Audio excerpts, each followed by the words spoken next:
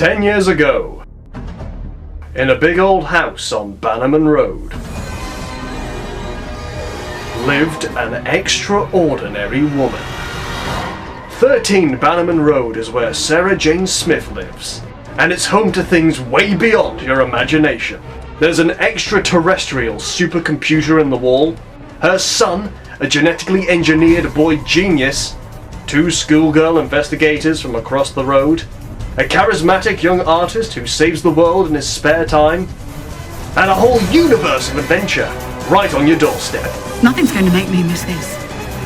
I'll be there. The second spin-off, based off the classic BBC series, follows the earthbound adventures of Sarah Jane Smith and a whole new generation as she continues her investigations into alien activity. While the pilot premiered on New Year's Day of 2007, the series itself didn't arrive until September of that year. And since I did a top 10 list of my favourite Torchwood episodes, cheeky little plug, why not do the same for good old Sarah Jane Smith?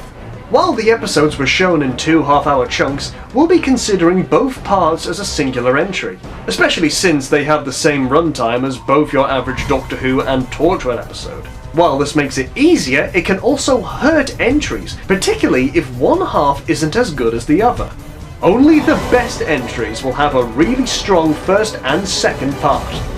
Let's not beat around the bush, this is my top 10 favourite episodes of the Sarah Jane Adventures.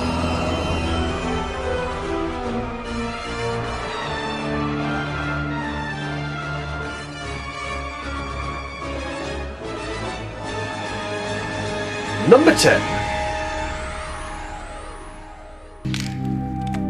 Revenge of the Slitheen.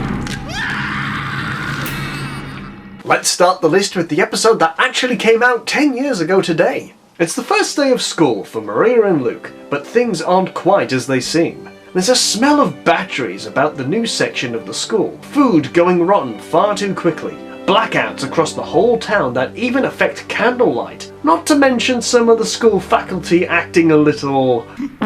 Oops. Shut up! Odd. The Slitheen's first outing after the Doctor Who Series 1 debut was handled fairly well in my opinion. I mean, yeah, the big reveal is ruined by the bloody title. Seriously, this is a problem with a lot of TV shows. Why do they have the name of the villain in the title if there's meant to be some sort of big reveal? But the build-up to the big reveal of the giant green monsters is actually really good. I feel like the first part is stronger than the second. Like I said, the first episode has some great build-up and it's awesome to see the Slitheen again. But I have to admit, I question why the Slitheen thought taking over a school as their London base of operations was a good idea. It kind of feels like it's just there to give a reason for Luke, Maria and Clyde to discover them. Otherwise, Sarah Jane would be doing literally everything. Then again, and I hate to use this excuse, but it is a kid's show. Having the teachers be aliens is actually a surprisingly regular trope. Regardless, a great first outing for the show, arguably the best Slitheen episode of the Sarah Jane Adventures. And let's not forget, they gave us this. I am a child of the Slitheen, and this is my hunt. This is both hilarious and oddly adorable. He could kill me in an instant, but he'd look so cute doing so. Sir? What? How am I meant to eat that? Just pick the bad bits off. Great. That leaves me with a P. Number 9.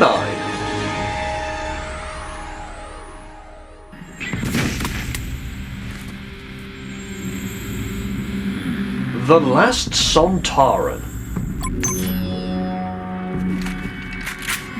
A problem I have with the modern era of Doctor Who, i.e. the Moffat era, is that there isn't any consequences or long-lasting results of alien attacks and invasions in the modern-day world. This episode is a great example on why it matters and how it can work. Mr. Smith has detected some weird alien probes bouncing around a local observatory. Discovering that a scientist has gone missing, the gang explore the nearby area, discovering a Sontaran space pod. The Sontaran in question, Karg, is the only remaining survivor of the 10th Sontaran fleet, which appeared in the Doctor Who episode of the Sontaran Stratagem and the Poison Sky. Karg, enraged by the utter defeat of his fleet, plans to make every satellite around the world fall out of the sky, decimating the planet. I just love the basic concept of this. Not only for its connection to the wider Doctor Who universe, but continuing the story that happened in another show is just brilliant. Not many shows, particularly British series, have the opportunity to do something like this, so to see it happen is just great. It also saves a lot of time explaining who the Sontarans are, why Karg is here, his motive. It's all just ready and waiting. This is also the departure of Maria as a regular cast member. Maria's dad, who I think is an architect, is offered a job in America, so naturally they'd have to move. I was sad to see Maria and her dad leave the show, but I know I'm in the minority in that opinion. Again, the second part is weaker than the first, but I just love Karg. Sontarans are awesome. Sontar?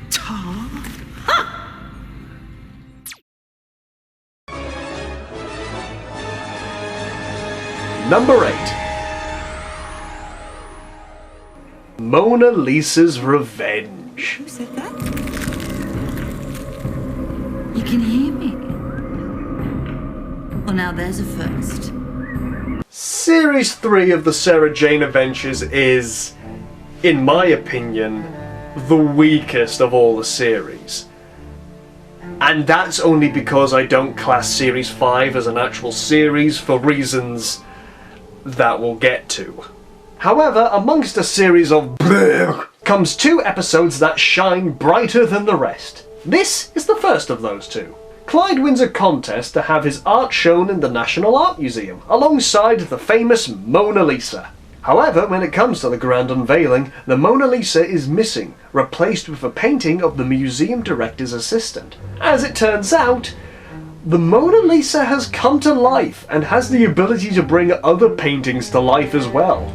This is such a ridiculous concept, but it just works. The Mona Lisa has come to life in order to find her brother, who is located somewhere within the museum. Unlike most of the stories and explanations that were used in Season 3, this one doesn't make my eyes roll in disgust. Not to mention, the idea of bringing paintings to life is just a really cool idea. The only thing holding this episode back is the conflict between Sarah Jane and Luke. There's a little subplot where Luke and Sarah have an argument over Luke's messy room, leading to him making a couple more rash decisions than he naturally would, resulting in Sarah Jane being trapped in a painting. It's the first argument they've had, but I just find it kind of silly, even for the Sarah Jane Adventures. Then again, I too live in a messy room, so I'm just tired of the argument altogether. Otherwise, Mona Lisa is just a delight to behold, brilliantly played by Serana Jones. Wait a minute. She played the human TARDIS and the Doctor's wife. A human version of the TARDIS looks like the Mona Lisa. Huh. Still, this is a surprisingly fun episode. And he's here. Somewhere amongst this tat just waiting for me. You mean another painting? Yes, I can see how you got the job here, Harders.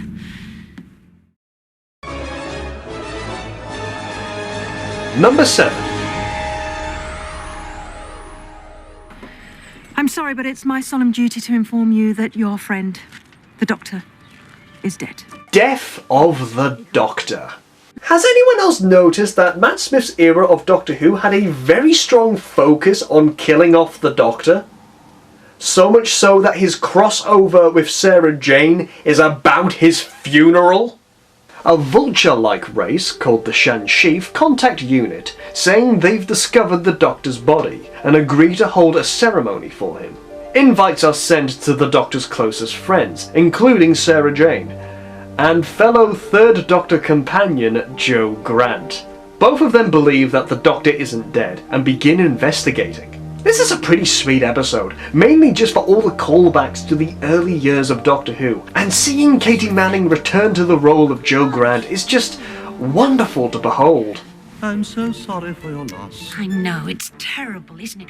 You are so gorgeous. Oh, I wish I had my glasses. And Matt Smith's interactions with the rest of the cast is really great, although I'd personally would have liked to have seen Amy and Rory in this adventure as well, but maybe that would have made this too cluttered.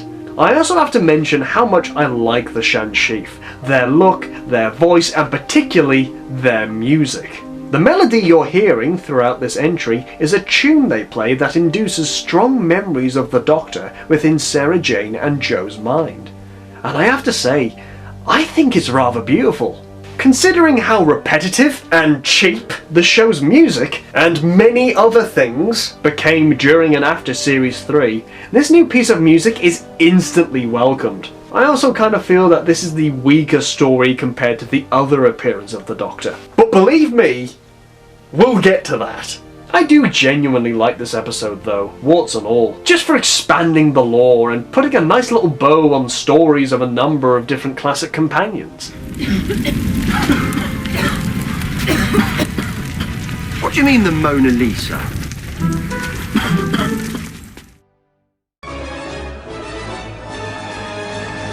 Number 6.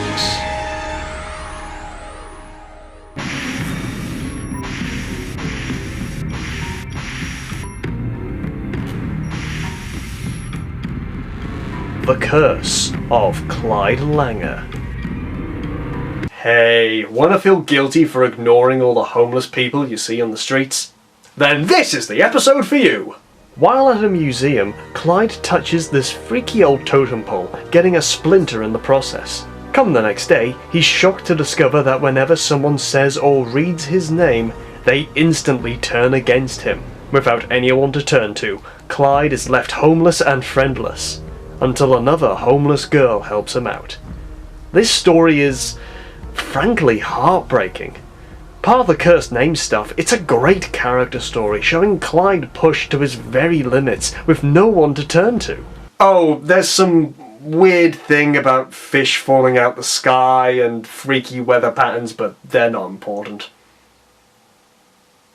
You think I'm joking, but they really aren't. They're like the least important thing in the story. This episode really pulls at the heartstrings and hits you like a ton of bricks. It shows the kind of struggles faced by those who live on the street in a very grown-up way, which I love. Just because the general audience is children doesn't mean they need to be talked down to. The only thing holding this entry back is Skye. Long story short, for the 5th season, the character Skye was introduced to be Sarah Jane's new adopted daughter, since Luke left for university in the previous year. Skye has some pretty freaky-ass powers, one of which being that she isn't affected by the whole turning against Clyde curse thing that the episode hinges on. Problem being that it's never explained why she's unaffected by these events. She's literally a walking, talking Deus Ex Machina, without a reason for being one. Well, there is actually a very good reason why, but I don't want to state it because it was from an unfinished episode, and I'd rather save it for a possible retrospective of the Sarah Jane adventures I want to do down the line. Part of that, this is without a doubt the best episode of the 5th series, by a long shot. See? You can't be cursed. You're my lucky charm.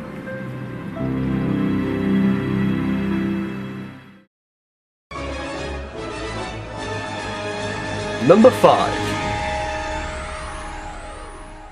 He will be gone soon. Okay, Nine, I can't wait. Luke was the biggest mistake of my life. The Nightmare Man.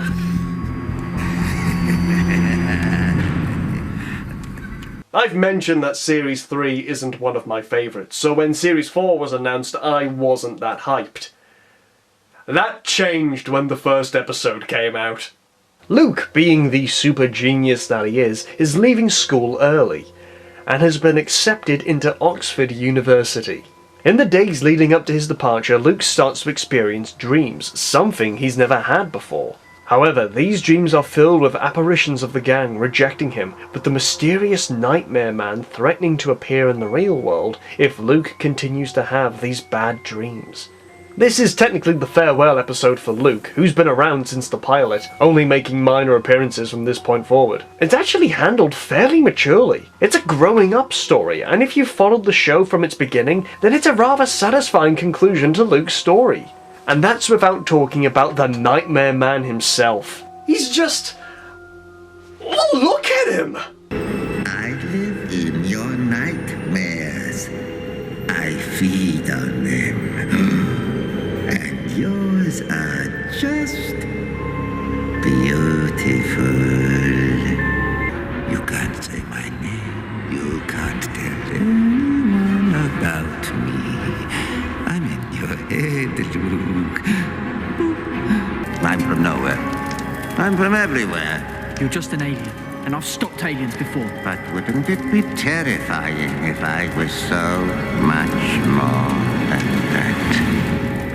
He dominates every single scene he's in with his voice, his movements, his energy. That's Julian Bleach, by the way, who played the Ringmaster in Torchwood and has now played Davros twice in Doctor Who. He's an amazing actor in all three roles, but I personally think this is his best performance. While it gets a little cheesy in the end, I can't help but just love this episode. Luke Smith was probably my favourite character growing up, and this episode is a testament to his greatness. Come back and face me! No! What's the matter? Number 4. What's plan B? There is no plan B. Oh, I've got us killed. Goodbye, Sarah Jane Smith. The final for Series 4 was another corker, but for different reasons. Sarah, Clyde and Rani are going about their usual alien-busting business, when suddenly a woman in red arrives on the scene before they do and saves the day. This is Ruby, also an alien hunter, recently moving into Bannerman Road, along with her own handheld AI, Mr. White. Initially coming across rather unfriendly, Ruby saves the gang from an impending alien invasion. Meanwhile, Sarah Jane has notably become, well, weaker. She's forgetting things, acting irrationally, becoming absent-minded. It's actually rather hard to watch, I find. For the sake of the planet, as well as the safety of Clyde and Rani, Sarah Jane decides to retire, handing over all her equipment to Ruby, where it's revealed that Ruby herself is an alien, and has been draining Sarah Jane of her energy, and wants to eat her. That's my stomach. Yeah. Weird alien stomach aside, this is a rather hard episode to watch. I remember quite vividly struggling with the circumstances of this story. I don't think Sarah Jane's official age is ever mentioned in the series, but it is evident she is getting on in years. I feel like it's kind of like when your grandparents, or even your own parents, start acting absent-minded, forgetting things, clearly starting to struggle with things as they get older. It's very painful for the people around them to see them like this. The same can be said for Sarah. We've seen her do some amazing things over the course of the series, and now watching her struggle is just painful to watch. I mean, she even forgets the Doctor's name! Bloody hell! This is probably my favourite performance of Elizabeth Sladen's as well, seeing how convincingly her performance was and the effect it clearly had on me. This was the last episode to air before Elizabeth Sladen's untimely death in 2011. As such, Series 5 was never fully completed. I personally classify this episode as the true ending to the Sarah Jane Adventures, and if this was the true ending to the Sarah Jane Adventures, it would have gone out with a bang. Okay. It did. Number 3.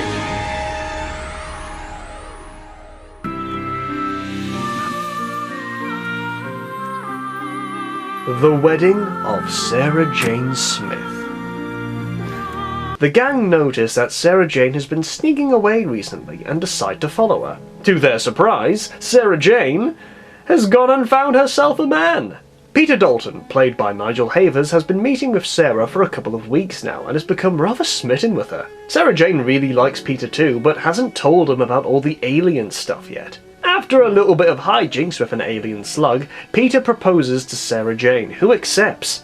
However, Clyde and Rani suspect that Peter isn't quite who he says he is, even visiting his house, only to discover that it's empty. The wedding finally comes around, only to have the ceremony interrupted by the appearance of the Doctor.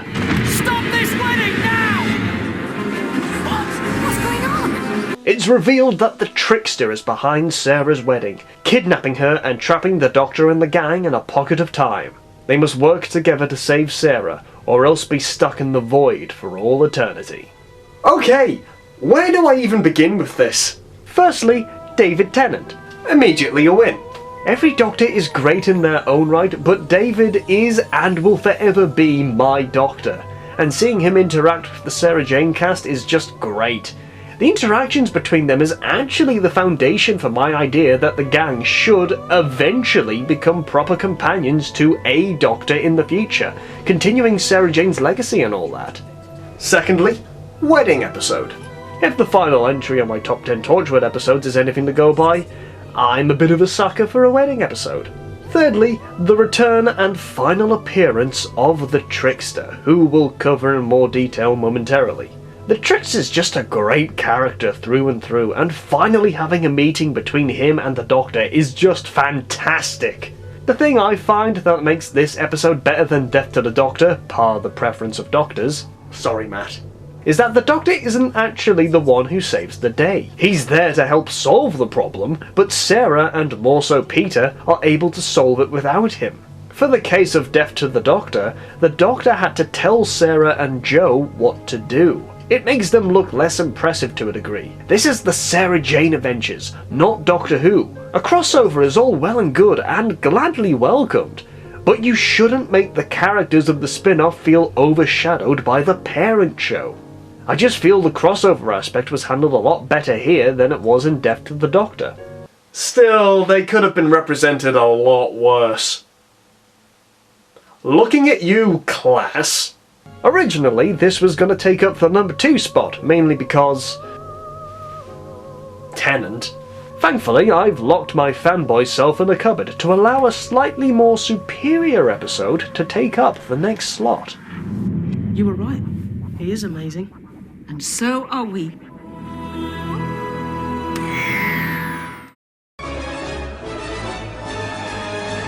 Number 2. Okay, ready? Smile! That's it. Right, come on, let's go home. Too old, am I? Whatever happened to Sarah Jane? Wait a minute, is anyone else sensing a pattern here? Sarah Jane gives a small box to Maria, saying she was told to give it to the person she trusts the most. Come the next day, Maria quickly discovers that things aren't as they seem. Luke has disappeared, Clyde doesn't know her, and someone called Andrea Yates lives in Sarah Jane's house. Doing some digging, Maria discovers that Andrea and Sarah knew each other when they were teenagers, and that Sarah Jane died after falling off a pier.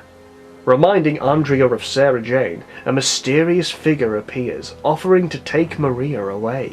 As an alien called a Grask kidnaps Maria, the world changes, making people forget who she was, leaving it up to her father, Alan, to make everyone remember, before a meteor destroys the Earth. This was the first appearance of the Trickster, who I consider Sarah Jane's greatest enemy. Not much is really known about him, except that he feeds on chaos, traipsing the timeline to offer unfortunate souls a second chance at life, and reaping in the chaos that ensues. In this particular case, the Trickster appears before Andrea moments before she falls from the pier, and offers to have Sarah Jane take her place instead. While people may think that this doesn't make her that endearing of a character, she actually has a pretty legit reason for making that decision. I was 13. I was terrified. Do you know what it's like to know you're going to die? To feel the end of everything closing in on you. I also love the performances of pretty much everyone in this story. Paul Mark David as the Trickster has such an amazing voice and visual aesthetic. For a character that could have easily have just been a generic Monster of the Week villain, he stands out from the other original villains of the first season, and strikes a great amount of fear into each and every scene he's in. The range of his power is just amazing, warping time and space with ease. And to think, as we later find out, he's got a whole brigade of other lackeys beside the Grask to do his bidding. Do you see why he needs to be brought back in the main Doctor Who series? Chris Chibnall, do something about it! Jane Asher, who guest stars as Andrea Yates, is also brilliant. She swings from being lovely and nice and kind to this extremely serious and somewhat frightening character. But you can understand where that's coming from. She's being told that her whole life was pretty much pointless and that she was meant to die at the age of 13. Coincidentally, that leads into my favourite line. I'm sorry, Andrea, but you were meant to die. Meant? Who says I'm meant to die? I also love the stakes left at the end of this episode. Just a great setup for the Series 1 final. All around, just a solid episode. Nuff said. Been a good life. It's my birthday. And my number one favourite episode of the Sarah Jane Adventures is... The Mark of the Berserker. Hello, son. Dad? From his first appearance in Revenge of the Slovene, Clyde has slowly been working his way up in terms of main character. From the third series onwards, he would introduce each episode. The cinematic trailer for Season 2 was completely from his perspective. When the group split up, Sarah and Clyde would often be paired up. And, to be fair, Clyde was the best written character. But up until this episode, we didn't really know him. We knew the odd little thing here and there. We knew he was funny, that he lived with his mum, and we knew he was extremely smart, not academically, but in other areas. In this episode, we get the whole shebang about him. Sarah Jane is going away for the weekend, so Luke is staying at Clyde's. We meet his mum for the first time, discover he's a capable cook and a talented artist. It looks like an ordinary weekend, until Clyde's estranged father, Paul, turns up, claiming to want to get to know his son. Meanwhile, a kid at the school becomes possessed by an alien pendant which allows the wearer to control people, as well as giving them some funky blue tattoos. Rani finds it and leaves it in the attic. Clyde bites the bullet and tells his dad all about the alien stuff he does, and even takes him to the attic, where Paul pockets the pendant. After discovering its power, Paul takes control over Clyde, and makes him forget all about his friends, and his mum, and basically kidnaps him. Holy cow, what a surprisingly powerful episode. Not condoning the mind control over Clyde in any way, but you can kinda see where Paul is coming from. He's messed up as a dad, royally screwed the pooch. With the pendant's power, he's been given the opportunity to reconnect with his son, and he's going to do anything and everything he can to keep him, including forcing him to forget his friends and mother, unconditionally following his orders. This is tyrannical parenting to a T! To make matters worse, the pendant is actually turning Paul into an alien called a Berserker, and with its power, this whole world will do as I say! And you know those Doctor Who episodes where the Doctor isn't in it, and then when he turns up it's meant to be like a big triumphant oomph moment? This is the only time it works. Simply put, this is a great character-based story. The dialogue is superb, some of the best writing in the entire show. And holy crap, you know how I have that problem with Doctor Who where they don't mention the big alien invasions and the big events that happen to our planet? They actually mention one of them! Some of this stuff, it's alien. Do you get what that means? Alien? Yeah, right. You mean like those, Dalek things? Holy crap! What the hell is a Dalek? I, a new viewer that's coming into this spin-off of a show that's been around for 50 plus years, just can't comprehend the fact. that people might know that aliens exist. Okay, I got a little ranty there, but it's because I care, and this episode makes me care, and I love that it makes me do that. This is a prime example on just how great the Sarah Jane Adventures is. It makes me care, which is something Doctor Who hasn't done since 2011 until this most recent series. But honestly, this quite simply boils down to being a brilliantly written, acted, and all-around put-together episode. It's a story of redemption, a story of love, a story of misplaced love, a story of family, both through blood and the family you create. It's the story of a father seeking forgiveness. It's a sad story. It's a great story. This is the true mark of the Berserker. There's a lot of my dad in me. I saw that today. And I think if it wasn't for you lot, I'd be weaker. Like him. And I think you underestimate yourself.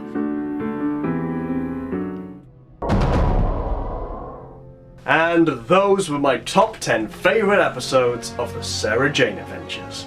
Much like Doctor Who and Torchwood, the Sarah Jane Adventures holds a special place in my heart, and while I maybe consider it the weakest of the three, I feel it stands on its own 2 feet quite firmly. And while there are some rather cringe-worthy bits, again, mainly from Season 3, it all kind of mixes into the charm of the show. As mentioned in my top 10 favourite female characters, I like to think that Sarah Jane is still operating in the Doctor Who universe, even if we don't see or hear about it. And again, I would love to see Luke, Maria, Clyde or Rani appear in Doctor Who nowadays, finally bringing a form of closure to this great little series. I still have a lot more to say about this show, and I would genuinely love to do a retrospective on the history of the Sarah Jane Adventures. But who knows what the future holds. Thank you all very much for your time and patience with this. Leave a comment below and let me know what you think. I'm still working on these top 10s and I still want to improve them. You can also keep up to date with what's happening on the channel by checking out our Facebook page. Thank you all so much for watching. I've been Michael Crewe from Crewe on the Sofa, you already knew that, and until next time, Miss Smith. I saw amazing things up there in space. But there's strangeness wherever you turn. Life on Earth can be an adventure too. You just need to know where to look.